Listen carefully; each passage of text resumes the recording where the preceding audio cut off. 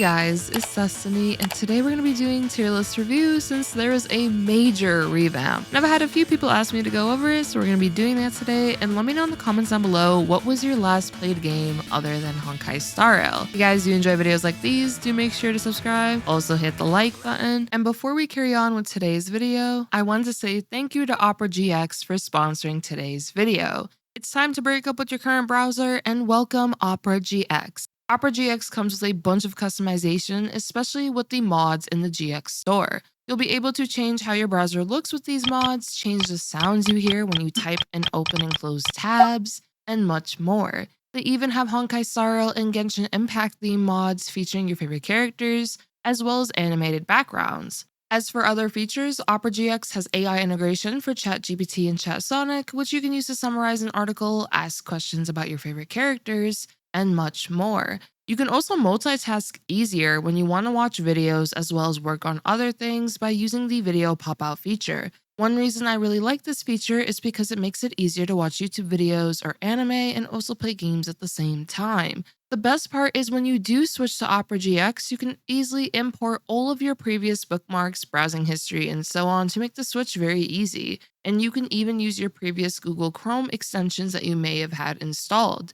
So honestly, it's time to make the switch to Opera GX, and you can download Opera directly from the link in my description down below or my pinned comment. And now let's carry on with today's video. So we're going to be taking a look at the Pride 1 tier list here, which had a massive revamp for 2.2, and I'll be giving you guys my thoughts on all the characters, just where their placements are, and if I think they are in appropriate categories. But real quick, let's go over some of these changes and what they mean, just so we have the full context here. So for Apex characters, these characters are essentially the cream of the crop, and they do a bunch of damage, or they provide massive buffs or debuffs, and they can keep the team alive essentially at whatever is thrown at them. Basically, these characters are just very consistent. They have really good results, and they just allow you to clear Memory Chaos and Pure Fiction essentially with ease. And then if we take a look at the meta characters, the characters in this bracket also make clearing Memory Chaos and Pure Fiction pretty easy, but compared to the Apex characters, which are the ones above them in the tier,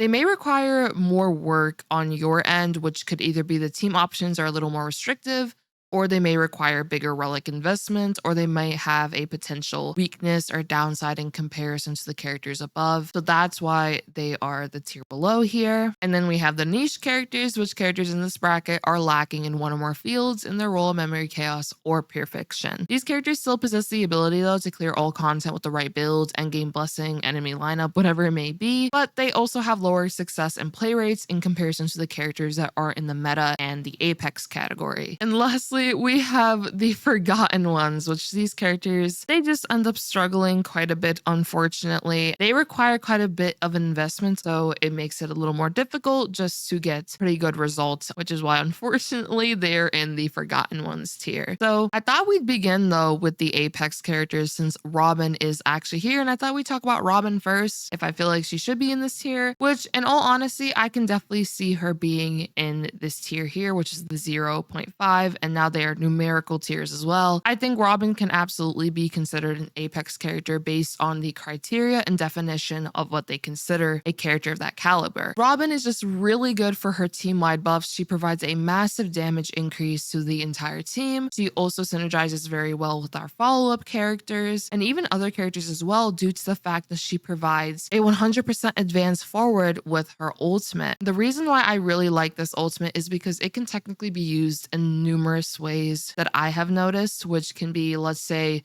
you're in a pickle, you can definitely use her ultimate in a sense as an emergency button to heal up all of your allies, which I think is very valuable, honestly, just because it provides you that utility. You, of course, can also use it to advance forward all of your characters, which means now you're able to deal more damage. And she also gives a massive attack increase to all your allies with her ultimate. And she's also able to deal damage to enemies with her ultimate as well, which, depending on how you build your Robin, this damage is definitely nice for sure and allows you to potentially even defeat an enemy just with that additional damage that she's able to provide with her ultimate whenever an ally attacks an enemy. Speaking of her ultimate though, I like using the advance forward definitely at the end of a cycle, typically speaking, just to advance forward everyone. And let's say the enemies are about to attack at the end of a cycle. What I really like to do is just advance everyone forward and then just be able to wipe the floor with the enemy essentially, which is really good since it allows us to sometimes take less damage since the enemy isn't able to actually touch us. I like using Robin's advance forward sometimes to actually generate more skill points. The reason why I say this is because due to the fact that she's able to deal damage to enemies with that same ultimate, what I like to do if an enemy is really low on health and let's say my basic attack doesn't normally kill them, I still typically will do the basic attack because I know that Robin's damage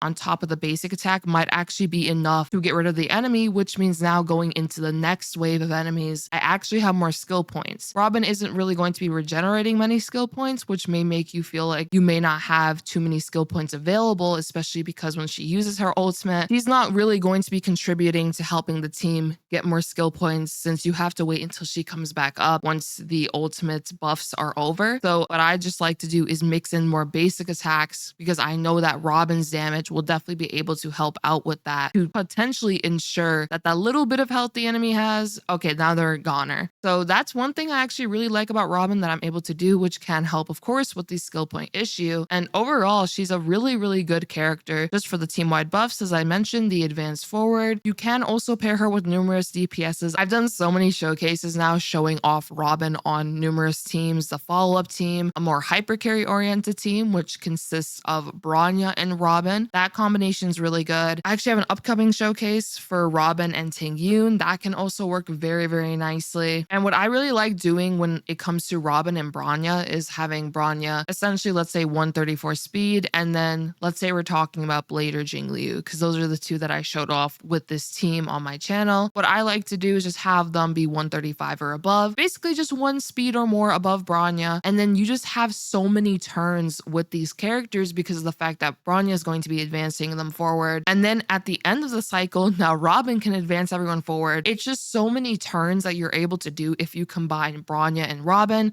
But of course, skill point regeneration is really important on a team like that. So that's where you would want to sustain. That can definitely help you regenerate skill points. That team is very effective in my personal opinion. I had a lot of fun playing it and I think it's really, really strong. So she definitely has multiple options with what she can actually do depending on how you play her skill kit and just what your overall team ends up being with using Robin. So in my personal opinion, I definitely think she is way more than just a follow-up support. She definitely provides a lot of utility. I've used her with damage over time as well. She even works really nicely there because she's able to allow you to stack more damage over time on the enemy, stack more Arcana if you are using Black Swan. You also get closer to technically using your ultimates with your DPS characters because of that additional turn for everybody. So overall, it's just a really nice thing that she has in her skill kit that will require experimenting with to see what you could potentially do out of it, but she's definitely really nice on numerous teams for sure, which is why I perfectly think that she's worthy of the Apex category on the tier list in my personal opinion. She is alongside Ruan Mei and Sparkle, which I think both these characters are awesome as well. Ruan Mei is really, really nice with her weakness breaking efficiency, the old type res penetration, the damage buffs. Ruan Mei by far is definitely one of the best characters supportive wise, and she's honestly getting even better once we have more characters that are break oriented with the release of Harmony MC, which I'll be talking about them just in a little bit here. Ruan Mei and Harmony MC is definitely a force to deal with because of how much weakness breaking efficiency is involved, breaking the enemy's toughness meters, being able to fully take advantage of break effects to a whole new extent now with super break. So there's definitely a lot of synergy between these two characters. They both also have their own form of a delay in their skill kits, which means now the enemies will be weakness broken longer, which results in more super break damage occurring. So it's just such a nice synergy, which I'll get to them momentarily. But Ruan Mei by far, he's definitely one of the best supports, 100%. So she's definitely worthy of this 0.5 tier here. And as for Sparkle, Sparkle's really nice just for her advance forward. She's also able to provide really nice crit damage. She's also able to provide quite a lot of skill points. So more skill point intensive teams can highly take advantage of her skill kit, and it can allow you to use more skill points on characters that you may have not been able to before. For example, if I'm using Sparkle and Tingyun together, I can actually use Tingyun's skill more often to battery her ultimate, which means now I can use that ultimate on my DPS and just result in more damage. So there's definitely things you could do with the advantage of having more skill points available for sure. And now if we look at the meta category for the sustains real quick, just to finish off what I think about the sustains, I think that all of these characters here are definitely worth the meta category. Tingyun, Bronya, Silverwolf, and Pela. Tingyun is definitely worth being in this category here due to the fact that her energy is just so freaking good for helping out so many characters in the game, just be able to use their ultimates more often. She also provides really nice damage buffs, and then of course the attack buffs as well. Bronya is really good for advancing forward and buffing up allies. The only problem with Bronya can definitely be the skill points. You get it from E0, S0. You definitely have to be aware of the skill point usage for sure, which that can sometimes give Sparkle the advantage is these skill points. But Bronya's skill kit is just still definitely one of the best supportive wise as well. And honestly, all of our Harmony characters in the meta category are super good at just providing very valuable buffs to many DPS characters and the team in general. Silverwolf is amazing, and she's definitely been climbing up in the ranks recently, especially with the release of Acheron. Silverwolf's weakness implant is just so valuable for plenty of DPS characters. And it's even better, like let's say you don't have full elemental coverage yet, you can use Silverwolf as a way to get that elemental coverage on your team. She also provides a bunch of debuffs onto the enemy, which can be very valuable for a character like Dr. Ratio, for example, and just other team members as well. As for Pela, she could potentially be a little higher, maybe in the 1.5, but honestly, I can totally agree with her being in the meta character category because of the fact that her defense reduction with her ultimate is just incredibly valuable for so many DPS characters to just deal more damage. And in the result, it makes her very, very universal to use on plenty of teams. Now we have our niche characters, which consists of Asta, Hanya, and Yukong. I think this placement is okay. I can see why they can be niche in some scenarios. I love Asta personally, but it ultimately comes down to your account. If you already have characters that may be of the higher caliber when it comes to supportive characters, you may just end up using them instead of Asta. Unfortunately, it's the fact that Asta's buffs, due to just how many more buffs some of these other characters are able to provide in comparison. But Asta is definitely an amazing character for being able to have very high speed on your team. She works really, really well if you do not have Ruan Mei for your damage over time team, or let's say you want a break effect centric team now and you want to play damage over time. Let's say you want to play both. For your break effect centric team, you might actually want to run Ruan Mei and Harmony Trailblazer, which means now Ruan Mei is not available for your damage over time team. So what you could do is pair up Asta on that team and still have very nice results, because Asta just gives so much attack for the team. She also provides speed, as I've mentioned, and she can also definitely help out with breaking the toughness meters of enemies that are fire weak. Hanya is also pretty nice, but she's definitely pretty niche when it comes to what she's able to provide. It's primarily the attack, the speed, and of course the burden effect. So I can see why Hanya is in the niche category in comparison to the other characters. And then we have Yukong. I think Yukong is honestly a pretty nice character with the buffs she's able to provide, but the speed tuning can definitely be difficult, which it did mention that for the meta characters, you might need more relic investment. So it's definitely going to apply as well for the niche characters. And with Yukong, speed tuning is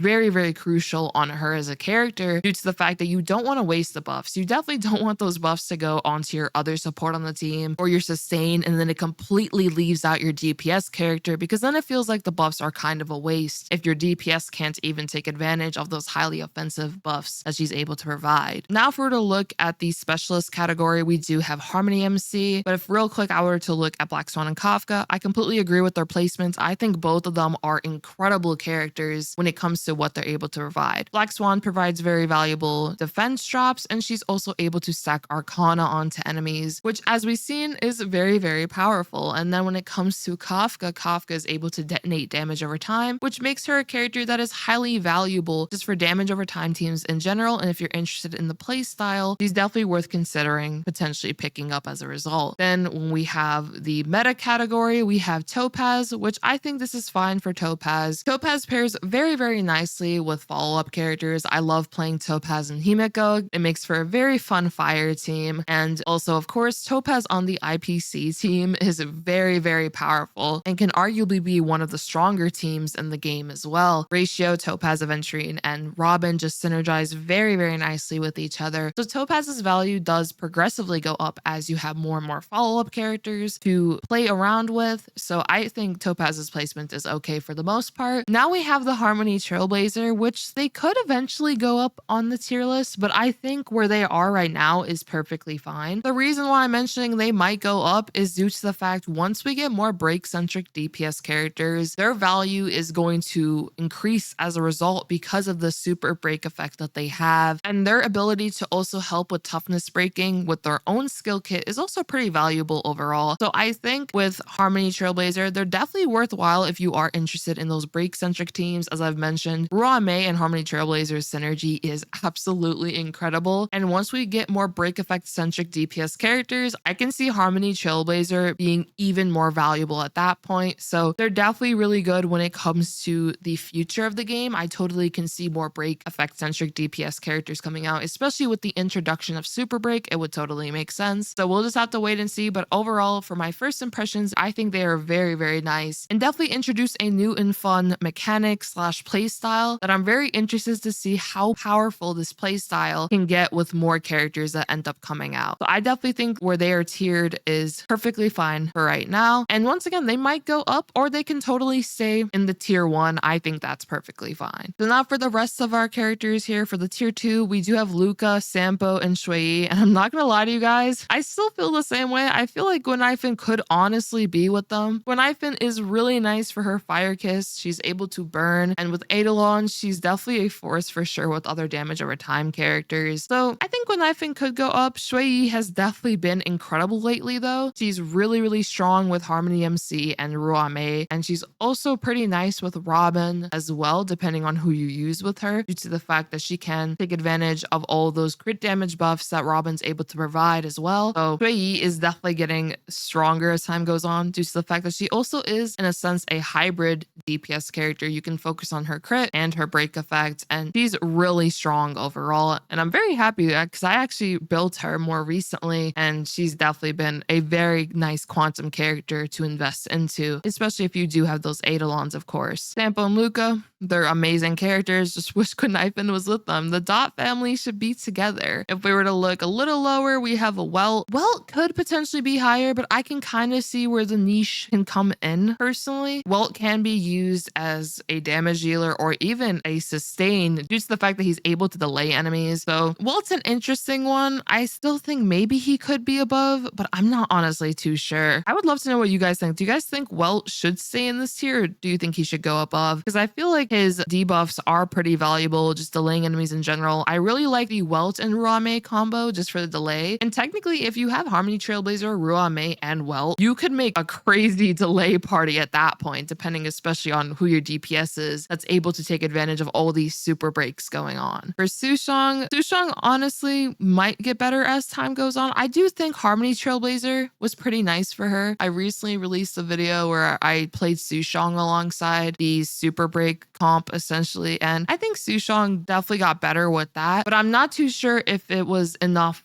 to potentially make her go up. But overall, Sushang is a super fun character, and I'd love to know what you guys think about Sushang's placement, if you guys agree with this placement or not really. Now, if we're to look at the damage dealers real quick, I completely agree with Acheron, Jingliu, and Don Hongyael being at the top. They are just so incredibly powerful, so 100% agree with this. When it comes to Dr. Ratio, for our meta characters, we have Dr. Ratio, Clara, Jingyun, Xingxue, Zila, and Blade. These characters are very, very strong overall and definitely have very nice synergies with a lot of these supportive characters we have, or just even other damage dealers. For example, Ratio and Topaz, that's a great dual DPS team. You could also technically use Clara and Topaz. I've seen that floating around. Jingyun has definitely improved as time has gone on because of the fact that there's so many supportive characters that can highly benefit his kit. Tingyun, of course, has always been a great option. Then you also have Sparkle. You have Ruan Mei that can help with the weakness breaking efficiency and just the overall buffs she provides Jingyun. So Jingyun definitely has quite a bit of options that he can use supportive wise alongside with him to deal really nice damage overall. I can also agree with Zila's placement. I do think, of course, she is a meta character. Zila is just really good at being able to pick off the little minions and then dealing, of course, a bunch of damage. I will say though, the beefier these enemies enemies get, it does make it a little tougher to sometimes use Zila, because if you're not able to one-shot that enemy with your basic attack or skill, whatever you end up using, it can be a little problematic because then you won't be able to take advantage of resurgence as often. But I think that ultimately now comes down to your investment in your Zila and also what is your team comp. But I think her placement overall is perfectly fine. And now we have Blade. So honestly, I'm not gonna lie to you guys, I feel like Serval, Misha, and Argenti could have the potential to go up. And I get it might be because of the play rates or success rates of them. But honestly, all three of these characters are really, really nice when it comes to dealing with Memory of Chaos. If you have a pretty decked out Misha, he definitely deals quite a lot of damage, especially with proper investment and of course your team members. So Misha could potentially go up. Argenti is a great damage dealer for sure when it comes to the physical end of things because of how powerful his ultimate can be. It just comes down to if you're getting his ultimate fast enough, how frequently you're getting it, which that's where team members such as Tingyun definitely comes in. So he could kind of be seen as niche, but he could also potentially be able to be in this tier 2 alongside Blade. I'd love to know what you guys think about that. Do you guys think Argenti should stay here, or do you guys think Argenti could go up? Because I feel like his damage is definitely good enough to where he's definitely a very good character, at least damage wise. I feel the same way about Misha. And then when it comes to Serval, she's really nice because of the fact that she's able to extend her shocks. She can also use her ultimate very, very frequently due to the low energy cost, which means now Serval is just able to dish out a bunch of damage very consistently. So she could potentially go up, but I can 100% see why they might have her more so in the niche category. But for a 4-star damage dealer, she's pretty nice in my opinion. And then for the rest of the characters here, I feel like Himiko could maybe be in that tier 3, maybe a little bit higher, but I can see why she's in a niche category. Himiko and Herta though is definitely a fun team for sure to play in Pure Fiction, but for Himiko's case, I guess it just comes down to what your team comp is with Himiko. I do feel like Himiko, Topaz, and then like Asta, Ruan Mei, or even no sustain and just using Asta essentially as your sustain with turn manipulation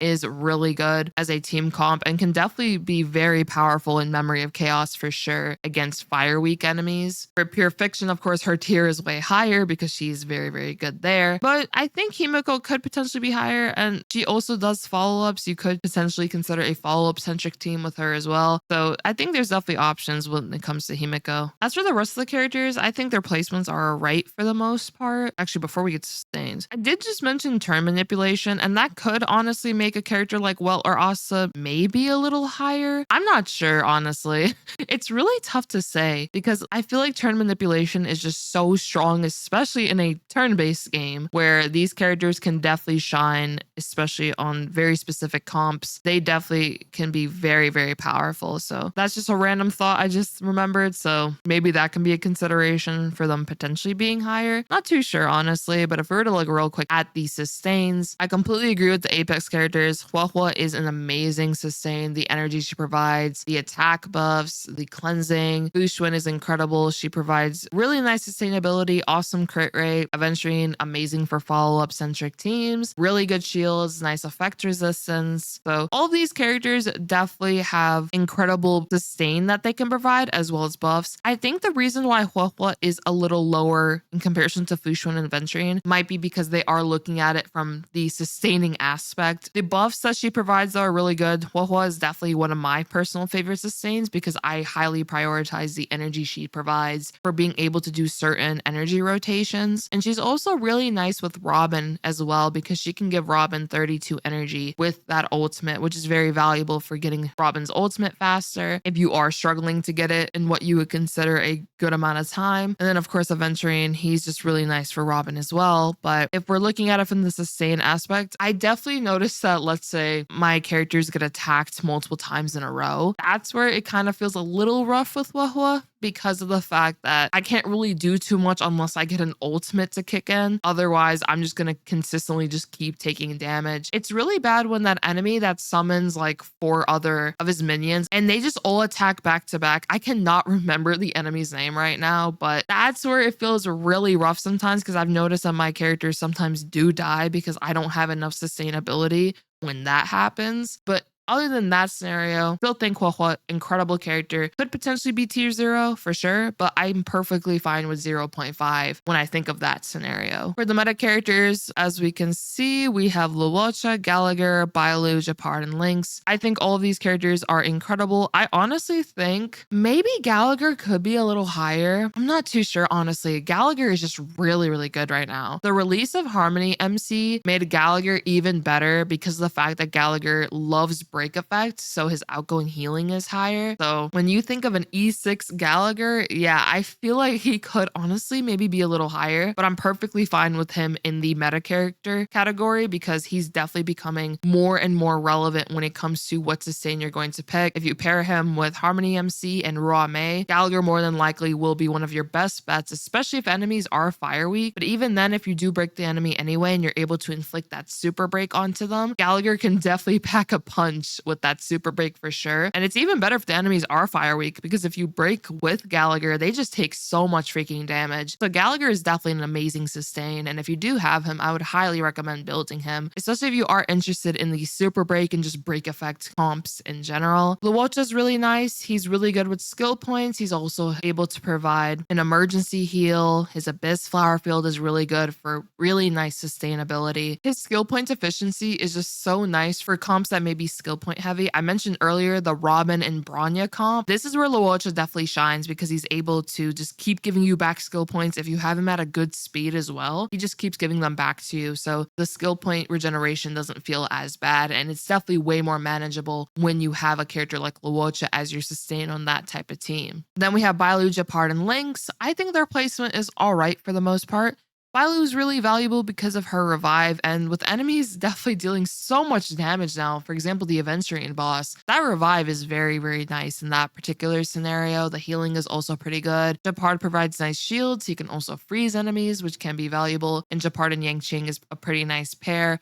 You could also, of course, do Yangqing and Aventurian. Just depends on who you do have. But overall, his shields are pretty nice. And then Lynx also provides pretty nice healing as well. And of course, her cleansing. And then we have the niche characters, which are March 7th and Natasha. I can honestly agree with this. I do feel like these two in particular kind of fall off a bit in comparison to the other healers when you consider what buffs they give and then also how their sustainability compares, because March's ultimate does freeze enemies, but then her skill only goes on to one ally when you do use the skill.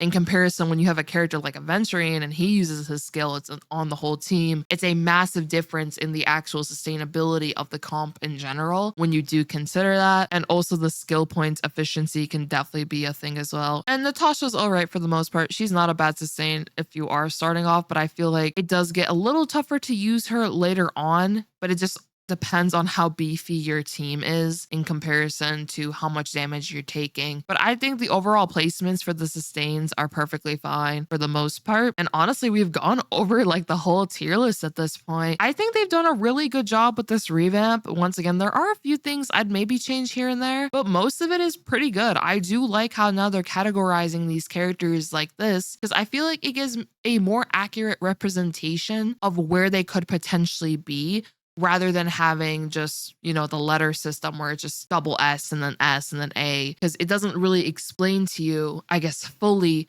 why are they there. But when you have these descriptions that allow you to understand it a bit more, I do definitely think this is nice overall with the revamp. And I'll definitely be reviewing the future changes. I'm very excited to see what they do with Boot Hill as well.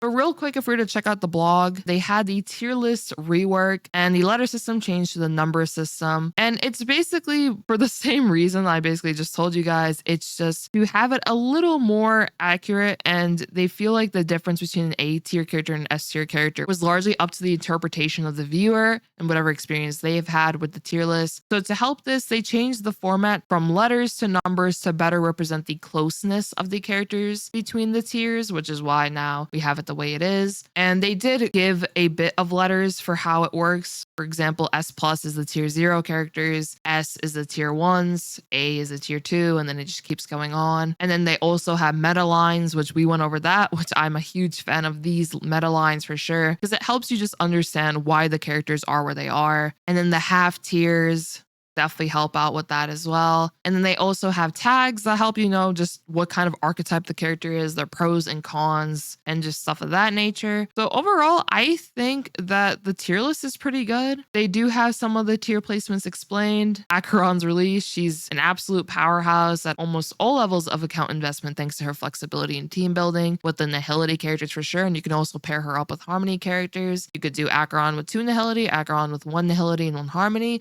It's ultimately up to you. Then for Robin, Sparkle, and Ruan Mei, they did extensive testing and decided to place all of them in the same tier. It's just mainly due to the fact that they're all just very, very good when it comes to Memory of Chaos and Pure Fiction as well. And they all have their own special things in their skill kits that make them shine for sure. So I can definitely agree with all of them for right now being in the same tier. Maybe that'll change in the future with the more characters we get, just to see how the meta keeps evolving in the game. But it's very exciting to see just the super break mechanic overall is just so much fun in my opinion. And I'm very excited just to see how the break meta is going to keep evolving in Honkai Star Rail. But that'll be all honestly for the tier list for today. Let me know in the comments down below all of you guys' thoughts. I'm sorry this was a longer video. I didn't mean to yap for so long. If you guys disagree with any of my thoughts, I'd love to know why as well. And yeah, if you guys enjoyed this video, do make sure to subscribe, leave a like, support the video, and I hope to see you all next time. Peace.